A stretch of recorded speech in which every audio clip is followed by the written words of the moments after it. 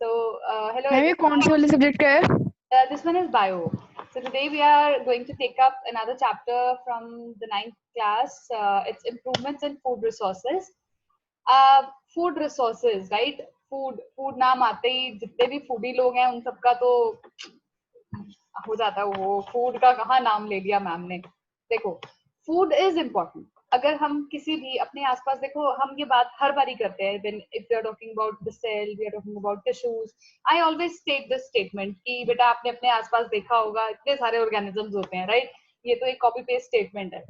अब नेचुरल सी बात है, we have seen so many organisms, और आप देखते होंगे कि जितने भी आप ऑर्गेनिजम्स देखते हो, be it cow, be it dog, be it हम, कोई भी, राइट, वो सब खाना खाते हैं. After some regular interval we need to have food, right? अगर आप भी देखो, आप रात को you have taken dinner, then you slept and again when you got up in the morning you will feel hungry. तो आपने जो खाना खाया वो कहाँ गया, लाइक कहाँ गायब हो गया वो खाना, राइट? तो इसका क्या मतलब है, at regular intervals there is some kind of requirement of that food. हमें वो फूड की रिक्वायरमेंट रहती है. इफ यू रिमेम्बर, आप एसएसटी में पढ़ते हो, जो अर्ली ह्यूमंस थे, जब when we came to earth, तो हमें कुछ भी नहीं आता था. हम सिर्फ क्या थे, we were food gatherers, right? हम सिर्फ पेड़ों से लगे फूड को तोड़ते थे और खा लेते थे, and that too in the raw form, right? हमें नहीं पता था how to eat, to eat, what not to eat. It was not. Slowly and slowly the humans, because देखो, ह्यूमंस जो हैं, they are the newest species and they have got the maximum brain. तो हमें वो brain को utilise करना आता. We are the most intelligent species on this earth. So we have applied that intelligence somehow. Early man, when he was having that fruits, उससे वो गलती से seeds जो है वो soil में गिर गए. This is what is कहा जाता है. इसका कोई direct proof नहीं है हमारे पास. So उस तरह से उसको पता लगा कि यार ऐसे मैं क्रॉप्स को उगा सकता हूँ. I can grow plants. उस टाइम में term crop was not there, right? तो धीरे धीरे धीरे धीरे अब आप ये देखो, इस टाइम पे द कंडीशन इज सो, हमने इतनी एडवांसमेंट कर ली है कि डिस्पाइट कि हमारे यहाँ वर्ल्ड में इतनी पॉपुलेशन है, एवरीबडी इज हैविंग फूड. अगर आप देखो, ठीक है, मैं ये बात मानती हूँ कि बहुत से लोग ऐसे हैं जो they go to sleep while hungry, right? भूखे होते हैं लेकिन सोते हैं, राइट? नहीं मिलता उनको खाना. But that is an another issue. क्यों? क्योंकि पॉवर्टी, बहुत सारे रोल फैक्टर्स होते हैं. बट अगर हम देखें, हमारा जो ह्यूमन पॉपुलेशन है, इट इज ऑन इंक्रीज. वो इंक्रीज है. We have to make available food. हमें फूड को अवेलेबल करना ही पड़ेगा. We don't have any other option, right? अब फूड, मैंने आपको बता रही हूँ कि हाँ जी, फूड बहुत जरूरी है, फूड बहुत जरूरी है. तो व्हाई इट इज नेसेसरी. दूसरी बात ये आती है कि हमें वो हर रेगुलर इंटरवल के बाद क्यों लेना पड़ता है. Why we have to take in. हम इकट्ठा क्यों नहीं खा के बैठ जाते यार? खाओ पियो आराम से, महीने का खाना खा के बैठ जाओ ताकि हम और काम भी कर लें, है ना? लेकिन ऐसा नहीं होता, नहीं होता ना ऐसा. अब फूड जो है, एक किसी भी ह्यूमन बीइंग को या किसी भी लिविंग ऑर्गेनिज्म को, अगर हम इन जनरल बात करते हैं, हमें चाहिए है ग्रोथ के लिए, right? It's required for development, it's required for body repair. क्योंकि हर लिविंग ऑर्गेनिज्म में there is a kind of wear and tear. हमेशा वेयर एंड टेयर चल रहा है. अगर आप देखते हो, जैसे फॉर एग्जांपल आपने एक पॉट में छोटा सा सीड लगाया, आप उसको मैन्योर दे रहे हो, वाटरिंग कर रहे हो, थोड़े टाइम के बाद वो छोटा सा प्लांट सैपलिंग बन जाता है, राइट? धीरे धीरे वो ग्रो करता है. सो दिस मीन्स कि वो एक फिनोमिना शो कर रहा है, the phenomena of growth. And वो न्यूट्रिएंट्स सॉइल में से ले रहा है, राइट? तो मतलब एक तरह का जो फूड है वो वहां से कैप्चर कर रहा है. Along with that it is performing photosynthesis also, right? वो हम बाद में डिस्कस करते हैं. एंड जो फूड होता है वो आपको डिजीजेस के अगेंस्ट भी प्रोटेक्ट करता है. कहा जाता है ना कि ये यूजुअल सी बात है, अगर जिसके घर में ग्रैंड पेरेंट्स हैं या मदर हैं, वो हमेशा बोलेंगे नहीं बेटा आप हरी सब्जियां खाओ, आप पावरफुल कैसे बनोगे, स्ट्रॉन्ग कैसे बनोगे, no you should have pulses, you should have milk, है ना? ये कॉमन एक स्टेटमेंट्स हैं, सबके घरों में होती हैं. And they fulfil the energy. Obviously आपको भूख लगती है, यू सर्च फॉर फूड, आप खाना खाते हो, यू आर फुलफिल्ड, राइट? सो अब हमारे फूड में ऐसा क्या स्पेशल होता है जो इतनी सारी चीजों को वो कवर अप करता है? देखो, हमारे फूड में it should have proteins, it should have carbohydrates, it should have lipids और fats, then vitamins, minerals and water. They also are a part of the balanced diet, right? अब protein हो गया, इसने हमारी रिपेयरिंग में help करनी होती है. प्रोटीन जो है it always helps in the repairing part, growth part. Carbohydrate जो है और फैट्स, ये दोनों क्या है बेटा? They are the energy giving foods, right? They are energy giving foods. Then you have vitamins and minerals. They give you, the vitamins होते हैं, they provide the, power to fight against diseases. ये आपको immunity provide करता है. जो minerals होते हैं, they are required in a very little amount. जैसे आपको कुछ minerals specifically हमें कहीं चाहिए, जैसे bones के लिए we need calcium, hemoglobin के लिए हमें specifically iron चाहिए. So इस तरह से कुछ specific minerals होते हैं which are required for proper functioning of our body parts. ये सिमिलरली ये चीज हर लिविंग ऑर्गेनिज्म में फॉलो होती है, but I am giving you the example of humans only. Water बहुत जरूरी है फूड में. अगर आप छोटी सी बात है, अभी आप लोगों ने ये चीज ऑब्जर्व नहीं की होगी, अगर आप दिन में पानी कम पियो, so you will have a lot of problems, right? क्योंकि हमारी बॉडी जो है, it is made up of 70% of water. 70% of water से बनी है. सेकेंड पॉइंट इंपॉर्टेंट क्या है, जो वाटर है, it is universal solvent.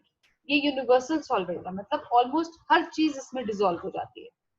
Secondly, इसका जो स्पेसिफिक हीट कैपेसिटी है, दैट इज क्वाइट गुड. तो ये हमारी बॉडी का टेम्परेचर रेगुलेट करने में हेल्प करता है. ठीक है, so it's a temperature regulator also.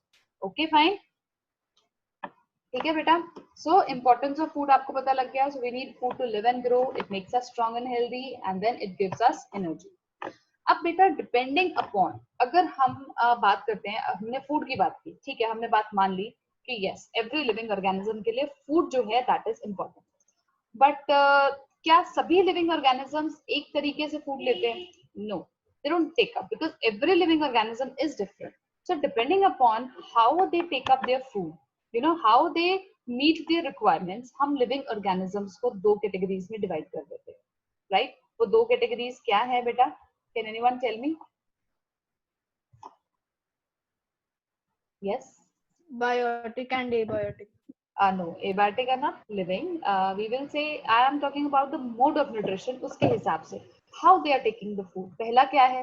Which who? Autotrophs and heterotrophs. Yes, yes, yes. It is autotrophs and heterotrophs. Yes.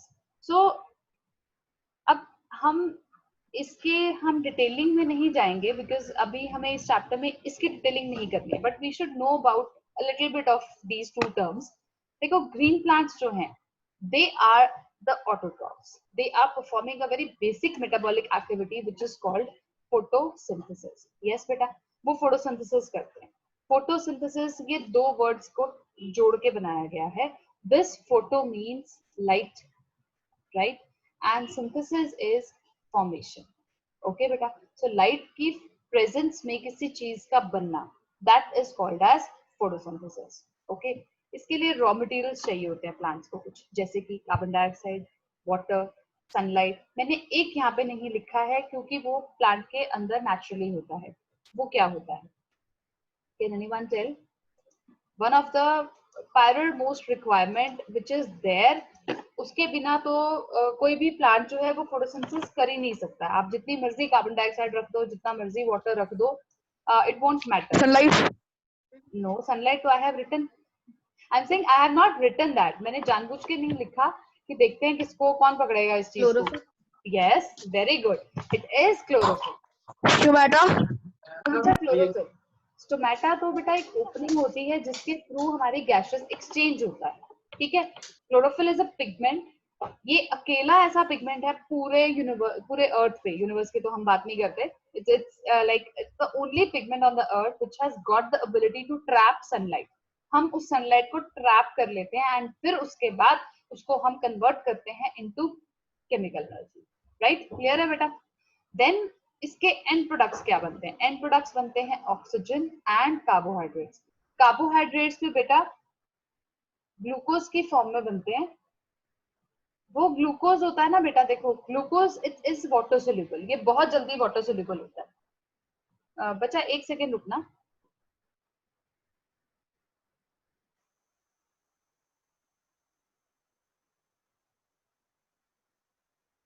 चलो, सो मैं बता रही थी आपको जो.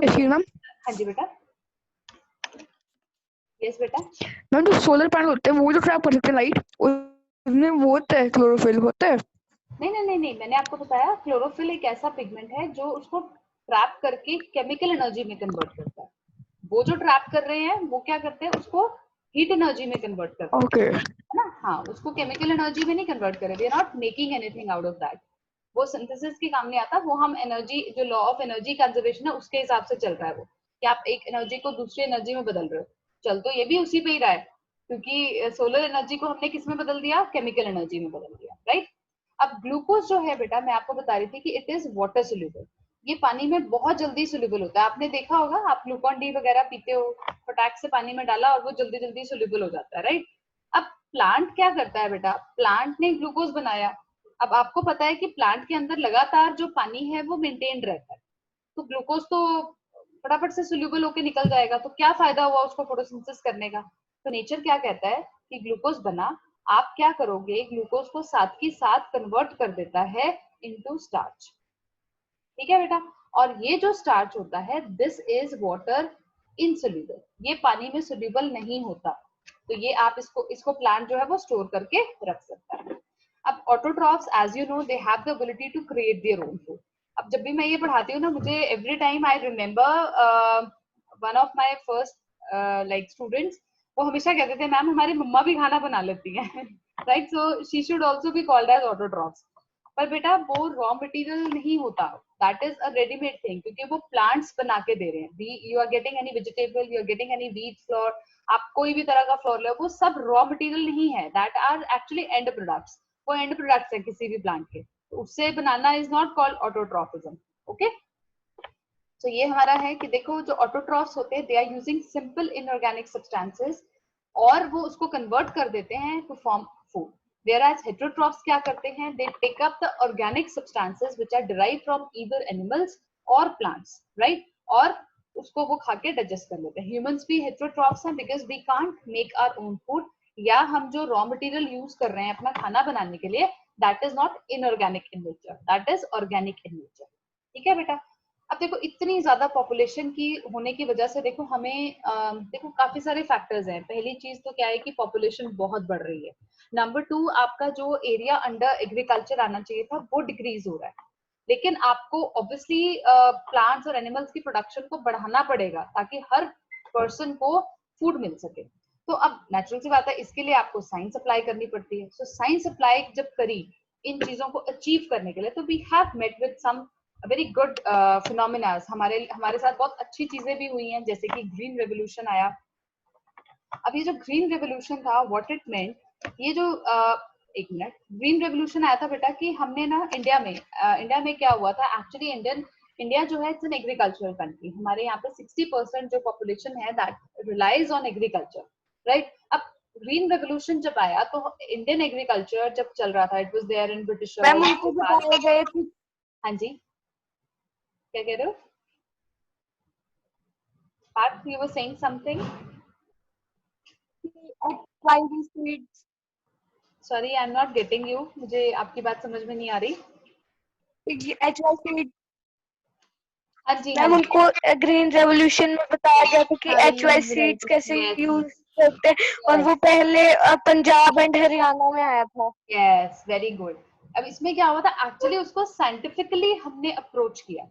अब साइंटिफिकली अप्रोच करने का मतलब ये होता है कि आप मॉडर्न मेथड्स, मॉडर्न टेक्नोलॉजी को यूज कर रहे हो सो दैट आपकी जो आउटपुट है वो ज्यादा है। देखो अब हम भी हैं, जैसे सपोज आई एम, अब what I used to do, अगर मैं अपनी बात करती हूँ, अब वी आर डूइंग, मैं I am taking classes, this is technology, right, I am making use of the technology.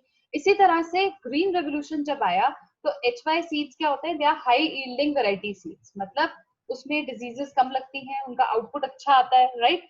Tractors, irrigation methods, canal system तब बनाया गया था, काफी ज्यादा पेस्टिसाइड्स और फर्टिलाइजर्स को यूज करके हम यहाँ पे पंजाब और हरियाणा में तो एक तरह से बिल्कुल लहर आ गई थी। And there that is why we have that much इस टाइम पे कि हम अपनी व्हीट और राइस की जो रिक्वायरमेंट्स है वो पूरी कर सकते हैं। अदरवाइज जितनी पॉपुलेशन हमारे पास है, we could not have managed without this green revolution, and this was mainly founded by MS Swaminathan, ठीक है बेटा। और इसके खैर डिसएडवांटेजेस भी काफी हुए थे, लेकिन वो हम अभी इस टाइम पर डिस्कस नहीं करेंगे, राइट।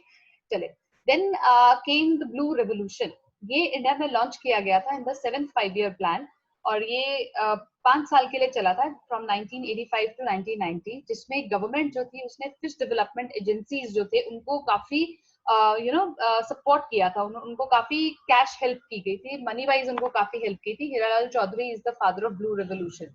इसमें पिसीकल्चर को काफी ज्यादा इंपॉर्टेंस दी गई थी, क्योंकि देखो जो कोस्टल एरियाज होते हैं they have fish as their staple diet, right, और ये काफी आपको जो कोस्टल एरियाज की काफी फूड रिक्वायरमेंट को हेल्प करता है। तो अगर हम ये साइंटिफिकली इसको अप्रोच किया जाए तो it can be full fledge business, काफी अच्छा बिजनेस होता है। देन केम व्हाइट रेवोल्यूशन, ये आया white revolution and this was Kurien. ये कुरियन ने ही is known as the father of white revolution. White is your milk, right. इसको ऑपरेशन फ्लड भी बोला जाता है। It was launch back in 1970। तो ये इंडिया जो नेशनल डेयरी डेवलपमेंट बोर्ड है उन्होंने इसको लॉन्च किया गया था। ये एक इनिशिएटिव था क्योंकि उस टाइम पे क्या था, इंडिया में मिल्क की बहुत ज्यादा डिफिशियंसी थी। ऑल्दो अभी हम क्या है, we are one of the largest milk producers, but although personally what I feel कि इतना हम बना नहीं सकते जितना सिंथेटिक जो प्रोडक्ट आ रहे हैं मार्केट में, because we can't make out कि क्या है क्या नहीं है, everything is almost the same. But still I feel क्योंकि every here and now I just hear up ki itni cows they have gone to slaughter houses, then buffaloes कम हो रही है, natural सी बात है, क्योंकि the newer generation is not opting for this kind of careers, है ना, वो animal husbandry को अपना करियर के तौर पे नहीं लेते हैं, so that thing has also reduced, right. तो इस वजह से आई डोंट नो ये कितना सक्सेसफुल है, but still what I can make out is when we were small kids the milk packets they were just delivered single time, और वो भी it was like आप अगर आप 8 o'clock भी लेने जा रहे हो ना, the packets would have मतलब वो फिनिश हो जाते थे। लेकिन इस टाइम पे अब I go to get the milk packets, so whenever I go I get the milk packets, there is no problem regarding that. So that this shows कि yes, this revolution obviously would have been successful. अब सब कुछ तो synthetic नहीं हो सकता ना, it would have been, क्योंकि इसमें टेक्नोलॉजी यूज की गई है, इसमें ये यूज किया गया है जो मिल्क आ रहा है उसको आप लंबे टाइम तक कैसे चला सकते हो, क्योंकि देखो इतना दूर दूर तक पहुंचाना that is also very big task. आप यहाँ से मिल्क भेज रहे हो, आपने राजस्थान भी भेजना है, आपने यहाँ से मिल्क इवन हरियाणा में भी भेजना है, तब भी वो खराब होने का डर रहता है, right. Next revolution is yellow revolution. अब येलो रेवोल्यूशन इज चलो let's start. So next is your yellow revolution. What is yellow in the kitchen except your turmeric? It is the oils, right? ये revolution sunflower, बेटा oils, the edible oils, right? Oil. Sunlight. हाँ मतलब sunflower कोई भी oil. हमारा क्या था actually इस रेवोल्यूशन का क्या मकसद था? सनलाइट। नहीं सनलाइट मतलब वो तो एक ब्रांड नेम है ना, I think. It's a brand नहीं नेम मैम, मैं सनलाइट येलो कलर की अच्छा सनलाइट। येलो, हाँ वो एडिबल ऑयल हो गया ना बेटा, सनफ्लावर हो गया, देन मस्टर्ड, ये सारे येलो येलो से होते हैं ना ऑयल, बेसिकली येलो के ही होते हैं। तो ये 1986 और 87 में लॉन्च किया गया था, सो दैट जो इंडिया है वो ऑयल के केस में it should be self sustaining, right. वो खुद अपना ऑयल जो रिक्वायरमेंट्स है वो फुलफिल कर सके। सैम पिटोरडा ये आपके फादर ऑफ येलो रेवोल्यूशन है, अदरवाइज ये आपको नाम याद करने की जरूरत नहीं है, but still you should know this, right. Now comes sustainable agriculture. देखो बेटा sustainable agriculture, what does this statement means? या इस टर्म का क्या मतलब है? इस टर्म का ये मतलब है बेटा कि it's a type of that irrigation जिसमें आपको इस जो करंट जनरेशन है उसके लिए आप एडुकेट प्रोडक्शन कर रहे हो, लेकिन आपने फ्यूचर जनरेशन के लिए भी चीज को बचा के रखना है, जैसे the you can say conservation, right. अब जैसे हम वाटर के ऊपर काफी स्ट्रेस करते हैं, पानी को बचा के रखो, पानी को बचा के रखो, नहीं तो आने वाली जो जनरेशन है उनको वाटर नहीं मिलेगा। So this is the requirement. ये आपका जो वर्ड है यही शो करता है कि आप इस टाइम पे तो ठीक है आप प्रोडक्शन कर रहे हो, लेकिन ये ना हो ना कि फ्यूचर के लिए आप बिल्कुल खराब कर दो। सो ये क्या इंश्योर करता है, ये जो हम इसमें जो भी एक्टिविटीज फॉलो करते हैं वो ये इंश्योर करती हैं कि आपको प्रॉफिट लंबे टाइम तक आए, आप नेचुरल रिसोर्सेज को भी बचा के रख रहे हो, और फार्मर्स की जो क्वालिटी ऑफ लाइफ है वो इम्प्रूव हो रही है, उनकी जो कम्युनिटी है पूरी फार्मिंग वर्ल्ड जो है पूरा दैट इज ऑल्सो ग्रोइंग। सो ये सस्टेनेबल एग्रीकल्चर जो है ये पूरा इस चीज को पूरा कवर अप करता है, राइट। सो मतलब ये आपने देखना है कि ठीक है आप आज के टाइम में तो खा पी रहे हो, लेकिन ऐसा ना हो ना कि फ्यूचर जनरेशन के लिए प्रॉब्लम खड़ी हो जाए, वो चीज नहीं होनी चाहिए, राइट। सो नेक्स्ट इज बेटा देखो, अब ये है आपकी सस्टेनेबल एग्रीकल्चर। अब व्हाट वी आर डूइंग, हम कहाँ पे हैं, we are in the centre, ठीक। Rural economy, livelihood, natural resources, sustainable production, मतलब इन सब का एक balanced approach is your sustainable agriculture. Okay, right.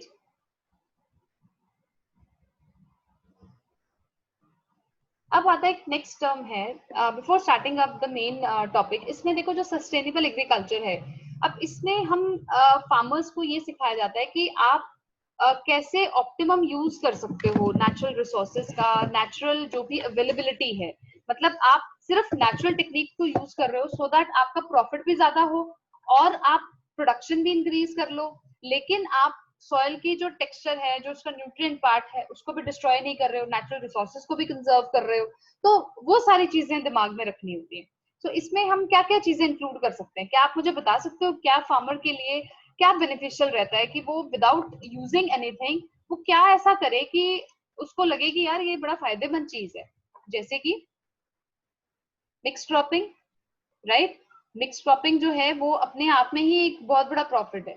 अगर सपोज एक फार्मर है, उसके पास काफी लैंड है, अगर वो एक लैंड पे सिर्फ बीट लगाए और समहाउ कोई ऐसा पेस्ट आता है जो उसकी बीट को खराब कर दे, तो पूरी की पूरी क्रॉप खराब. यही अगर उसने क्या किया होता, अपना जो पूरा फील्ड था उसने उसको 5 डिविजन्स में डिवाइड कर दिया और उसने 5 तरह की क्रॉपिंग वहां पे की. अगर एक क्रॉप खराब होती भी है तो उसका प्रॉफिट मार्जिन जो है वो 0 तक नहीं आएगा, राइट. फिर हम इसमें crop rotation, right. Crop rotation बहुत इंपॉर्टेंट है. इसमें क्रॉप रोटेशन में क्या होता है बेटा? क्या किसी को कोई आइडिया है क्रॉप रोटेशन का? मैम बारी बारी से हम क्रॉप एक वगैरह प्लांट से पे अलग अलग क्रॉप्स उगाते हैं. हाँ जी, जैसे बीट लगाया उसके बाद लेग्यूमिनस प्लांट, तो क्या होता है कि उससे जैसे बीट ने सपोज करो नाइट्रोजन यूज कर लिया सॉइल का, तो उसको रिप्लेनिश करने के लिए इंस्टेड ऑफ तो यूजिंग लेग्यूमेंट वापस आ देंगे. इंस्टेड ऑफ यूजिंग फर्टिलाइजर्स, अब देखो फार्मर फर्टिलाइजर भी यूज कर सकता है, लेकिन फर्टिलाइजर्स का अपने आप में एक बहुत डिसएडवांटेज होता है. सबसे बड़ा डिसएडवांटेज होता है कि कॉस्टली बहुत होता है, राइट. सॉइल के बारे में तो वो एंड में सोचता है कि हाँ यार मेरे सॉइल का टेक्सचर खराब हो रहा है, क्योंकि फार्मर इज नॉट दैट और मच. मैम केमिकल से भी बना होता है. Yes it is. अब जैसे देखो, अब फार्मर इस चीज को तो नहीं सोचेगा ना कि नॉन बायोडिग्रेडेबल है, वो इस चीज को नहीं सोचेगा. एक नॉर्मल जो एक पर्सन होता है वो क्या सोचेगा, यार ये चीज जो है ना वो मेरी पॉकेट के लिए बहुत भारी है. फर्टिलाइजर है, अगर सपोज मेरे को बायो फर्टिलाइजर्स मिल रहे हैं, बायो, अगर मेरे को अवेयरनेस हो, मुझे पता हो कि यस इसको मैं ऐसे कर सकता हूँ, तो मैं क्यों नहीं करूंगी? I will do if the quality of the work is not hampered, right. So crop rotation is very important, क्योंकि ये आपके जो सॉइल की रिप्लेनिशमेंट है, although it's a slow process, बहुत तेजी से नहीं होता, लेकिन ठीक है, it is without any harm, कोई हार्म नहीं होता. देन एक और चीज होता है इंटरक्रॉपिंग. इंटरक्रॉपिंग में क्या होता है, आप मिक्स क्रॉपिंग में होता है ना हम प्रॉपर हिस्से बांट देते हैं. इंटरक्रॉपिंग में क्या होता है, आप कॉलम्स बना देते हो, इस तरह से होता है. तो जैसे एक कॉलम फिर दूसरा फिर ऐसे करके, और हम जो सिलेक्शन ऑफ क्रॉप्स करते हैं वो ऐसी होती है कि एक दूसरे की ग्रोथ में वो हैम्पर नहीं करती. देन इंटीग्रेटेड फार्मिंग, ये भी एक जो एक सब टॉपिक है सस्टेनेबल एग्रीकल्चर का, क्योंकि हमने देखो एग्रीकल्चर को अपने पैरों पे खड़ा करना है उसके, ठीक है, ताकि फार्मर जो है, फार्मर कम्युनिटी जो है, वो भी एक अच्छा लाइफ जिए. क्योंकि देखो अभी तक अगर आप देखो फार्मर्स के लिए क्या मार्जिन होता है, अगर आप देखो वीट है, इतनी मेहनत करते हैं एंड समहाउ अगर बारिश आ जाए क्या होगा, वो सारी मेहनत खराब हो गई, right. They won't be getting that much payment. Government although help करती है पर इतना तो नहीं कर सकती ना जो वो प्रॉफिट अपने खर्चे चला सके. सो उन चीज को अकोमोडेट करने के लिए हम इन सब चीजों को हम इन सब चीजों के प्रोज एंड कॉन्स देखते हैं. तो हम ये चाहते हैं कि जो फार्मर कम्युनिटी है that should be self sustaining, उसके लिए ये सारा किया जा रहा है. अब इंटीग्रेटेड फार्मिंग क्या होता है, ये भी सेम वही है, जो फार्मिंग कम्युनिटी है उसको बूस्ट अप करना है हमें, ठीक है. इसमें काफी सारी चीजें आती हैं कि मेन आता है आप इसमें डाइवर्सिफाइड इफेक्ट लगाते हो, हम इसमें काफी सारी चीजें एड ऑन करते हैं. इसमें एनिमल हस्बेंड्री भी आती है, पोल्ट्री भी आ जाएगी, इस तरह से काफी सारे ब्रांचेस हम इसमें इंक्लूड करते हैं. क्योंकि इसमें एक ही फंडा आएगा बेटा, फार्मर जो है जब उसने जैसे सपोज करो बीट उसने सो कर दिया, राइट. अब जब तक प्लांट नहीं आएंगे वो क्या करेगा, सुबह शाम जाके देखेगा, लेकिन दिन में तो ही इज ऑल खाली, right. He can do something else along with his farming. अब हम उसको ये तो बोल नहीं सकते कि तुम ऑफिस चले जाओ, है ना. ऑफिस जाने का तो ही कांट टेक अप रिस्क, क्योंकि उसको कभी भी अपने फील्ड्स में जाना पड़ता है. So the work should be related to his work. तो उसके साथ उसको हम अवेयर करवाते हैं कि यस ये आप करो साथ में, इससे आपका क्या है एक रेगुलर सोर्स ऑफ इनकम बना रहता है. राइट। उसी तरह से जो सोर्स आ रहा है, उसका रॉ मटेरियल आ रहा है, जैसे अब हाई यील्डिंग वेराइटीज हैं या जेनेटिकली मॉडिफाइड वेराइटीज हैं, इनके बारे में उनको बताया जाता है। क्योंकि देखो, अगर सपोज करो मेरा सीड ही अच्छा नहीं है तो मेरी फसल कहाँ से अच्छी होगी, हो ही नहीं सकती। ये हमने 8th क्लास में वेरी फर्स्ट चैप्टर में हमने किया है। जब हम प्रिपरेशन करते हैं उसके बाद हमारी सिलेक्शन ऑफ सीड्स पे बहुत ज्यादा डिपेंड करती है हमारी क्रॉप का result, right. Then market linkages. Market linkages मतलब आप अपनी जो आपने क्रॉप उगाई, जो भी चीज आपके पास है, अब उसको आपने सेल ऑफ कैसे करना है, वो चीज आपके माइंड में क्लियर होनी चाहिए, राइट। तो that is called as market linkages, right. तो ये इंटीग्रेटेड फार्मिंग है, इसमें हम बहुत सारी चीजों को इंक्लूड कर देते हैं, जैसे कि देखो एनिमल हस्बेंड्री है, right. Then landscape and nature conservation, इसके बारे में भी उसको हम समझाते हैं फार्मर को कि आप नेचुरल रिसोर्सेज को भी हार्म ना करो। देन जो भी वेस्ट वहां पे बन रहा है उसको कैसे कंट्रोल करना है, पोल्यूशन को कैसे, जैसे अब अगर आप पेस्टिसाइड स्प्रे कर रहे हो, वीडीसाइड्स कर रहे हो, तो आपको क्या प्रिकॉशंस लेनी चाहिए, उसके बारे में सब बताया जाता है। क्लाइमेट चेंज या एयर क्वालिटी, जैसे अब कहा जाता था कि पैडी के जो वो हे होता है उसको बर्न करते हैं तो एयर पोल्यूशन होना शुरू होता है, जबकि ये चीज अब रॉन्ग हो गई, क्योंकि सारा वेहिकुलर था। ऑर्गेनाइज करके बताते हैं उसको, प्लानिंग और ह्यूमन लेबर को कैसे आपने यूटिलाइज करना है, राइट। एनर्जी एफिशिएंसी कैसे होनी चाहिए, वाटर यूज, मतलब इरिगेशन आप कर रहे हो तो कैसे करोगे इरिगेशन की हो जाए। सो दिस इज हाउ, जैसे वाटर है बेटा, वाटर अब वी ऑल नो हमारा जो एग्रीकल्चर है स्पेशली इंडिया में, इट्स ऑल रेन डिपेंडेंट। तो हमें पानी की कंजर्वेशन जो है वो काफी उसकी अहमियत समझनी चाहिए। तो फार्मर्स को ये सिखाया जाता है। देन सॉइल मैनेजमेंट सिखाई जाती है, राइट। क्योंकि नेचुरल सी बात है, एसिडिक सॉइल है, एल्कलाइन सॉइल है, आप सॉइल का न्यूट्रिएंट कैसे मेंटेन करके रख सकते हो। देन क्रॉप न्यूट्रिशन को आपने कैसे फुलफिल करना है, be it in the organic way और you want to add on the fertilisers. So everything is taught to the farmers. तो ये चीजों को साइंटिफिक बेसिस पे लेके आना इज योर सस्टेनेबल एग्रीकल्चर। अब देखो, मैंने आपको बताया था ना, इंटीग्रेटेड फार्मिंग में काफी सारी चीजें हम इंक्लूड कर देते हैं। I have selected some of the few, जैसे इट्स क्रॉप हस्बेंड्री। क्रॉप मतलब जो एग्रीकल्चर हम कर रहे हैं, राइट। वो तो आती है क्योंकि नेचुरली वो तो बेसिक है ना agriculture. So next is life stock production. Life stock production is basically आपका जो ये काउज बफेलोज होते हैं, इनको रखना, इनको केयर करना, everything, right. poultry, duckry, horticulture, aquaculture, apiculture, sericulture, then mushroom cultivation, agroforestry and biogas plants. तो ये सारी चीजें हैं जिससे जो फार्मर्स है ना, वो साइड बाय साइड अपना एक सोर्स ऑफ इनकम जो है उसको रेगुलाइज कर सकता है। जैसे अब what I have heard of, जो ये मशरूम कल्टीवेशन है, ये काफी अच्छा है। जैसे अब सोनीपत है, वहां पे Sonipat is the largest mushroom producing district in this area, northern India में। इसी तरह से हॉर्टिकल्चर में काफी फार्मर्स ने उसमें काफी बेनिफिट हुआ है। Apiculture is your rearing and bearing of honey बीज। हनी बनाना वो उनको सिखाया जाता है इसके लाइक इसके लिए। सो दिस प्रूव्स बेनिफिशियल, क्योंकि ये एक एड ऑन इनकम दे रहा है फार्मर को। नेचुरल सी बात है, क्योंकि देखो जब यू आर फाइनेंशियली स्टेबल, क्या होता है, you tend to experiment.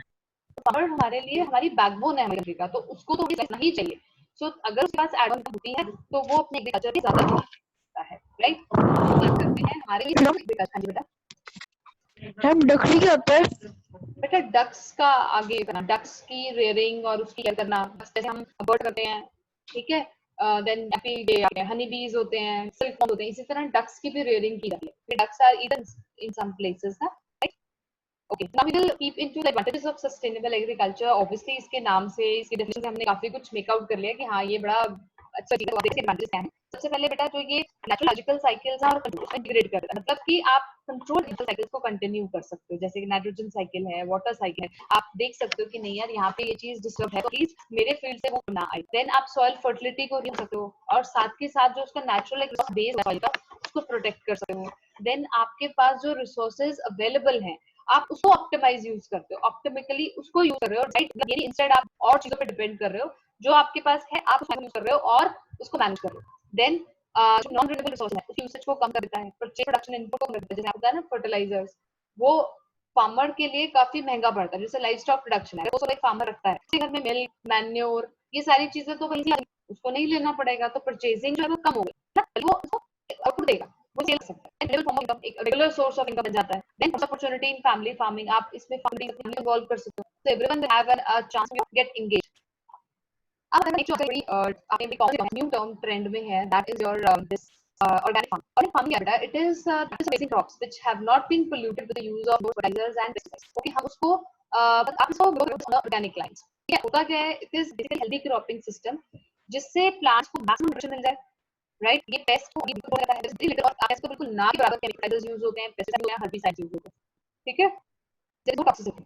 Toxicity is कि there is some आप कह सकते हो कि टॉक्सिक सॉल्ट बनते हैं because of the usage of fertilisers, pesticides. अब इस फार्मिंग में तो हम यूज ही नहीं कर रहे हैं, तो कहाँ से टॉक्सिक बनेगी? पानी वेस्ट अपने आप रिसाइकिल हो रहे हैं. अब बेटा दो टर्म यहाँ पे है, बायोफर्टिलाइजर्स एंड बायोपेस्टिसाइड्स. बायोफर्टिलाइजर्स होते हैं nitrogen fixing organisms and mineral soluble bacteria. ठीक है, ये आपके बायोफर्टिलाइजर्स हैं, ये सॉइल की न्यूट्रिशन क्वालिटी को बढ़ाते हैं. And the other is biopesticide. ये क्या करते हैं? इंसेक्ट को या तो किल करते हैं या रिपेल कर देते हैं. इनमें अच्छा से एग्जांपल है, ये होता है it takes to repel weeds. नीम का पानी या नीम के पत्ते कड़वे होते हैं, तो वो काफी अच्छा एक है. आपने ये भी सुना होगा, समटाइम्स हम घर में रखते हैं नीम के पत्ते ना कपड़ों में ताकि कीड़े ना लगे. आजकल बहुत चलती है, बट पहले के टाइम पे नीम के पत्ते लगाते. ये आपकी ऑर्गेनिक फार्मिंग में हमने किन की जरूरत लेके चला, टेक इकोलॉजी साथ में, क्योंकि ecology space very important. Resources को बचा के रख रहे हो, हेल्थ आपकी हेल्थ पे नुकसान होना चाहिए. अगर आप फर्टिलाइजर्स वाली क्रॉप खाते हो, in the end you are at damage zone. क्योंकि देखो जो ये बायोडिग्रेडेबल चीजें होती है ना, धीरे धीरे होती है, और लास्ट जो इसको खाता है ना, जैसे हम वी आर ओमनिवोर्स. अब एक ग्रास है, ग्रास को डियर ने खाया, डियर को लायन ने खाया, इस तरह से चेंज चलती है. We are at the third और फोर्थ लेवल.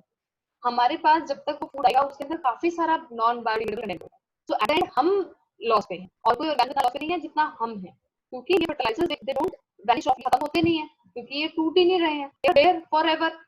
ठीक है, सो इनको कम से कम यूज करना चाहिए. हेल्थ के लिए रियली केयर करनी चाहिए हमें, अपनी भी, एनिमल्स की भी, हमारे एनवायरमेंट की भी. क्या होता है कि फार्मर शुड बी, उनको भी एक हेल्प चाहिए, हमें एनवायरमेंट को नुकसान चाहिए. We should be fair. Organic जो फार्मिंग है उसके क्या एडवांटेजेस हुए? पहला एडवांटेज है बेटा कि ये किसी भी तरह का पोल्यूशन जो है उसको प्रिवेंट करता है. रिसाइकलिंग हो जाती है अपने आप, जो भी फार्म वेस्ट बनता है उसमें रिसाइकलिंग हो जाती है. जो फूड्स आपको इसमें से मिले, they are free from pesticides and toxic chemicals. Right, उसमें कोई भी पेस्टिसाइड नहीं मिला, कोई भी टॉक्सिक केमिकल नहीं है. सॉइल की हेल्थ मेंटेन हो रही है. क्रॉपिंग सिस्टम जो है वो ऐसे करता है कि भाई सारे इंसेक्ट्स, पेस्ट, वीड सब कंट्रोल में रहे. सो एग्रीकल्चर क्या हुआ? It is the science and practice of farming which involves rearing of livestock, cultivating land, raising crops, harvesting and marketing the produce. समझ आ गया बेटा? मैम वो जो फेयरनेस की पिक्चर है उसमें बायोमैन है ना? क्या है उसमें? जो फेयरनेस की पिक्चर लगाई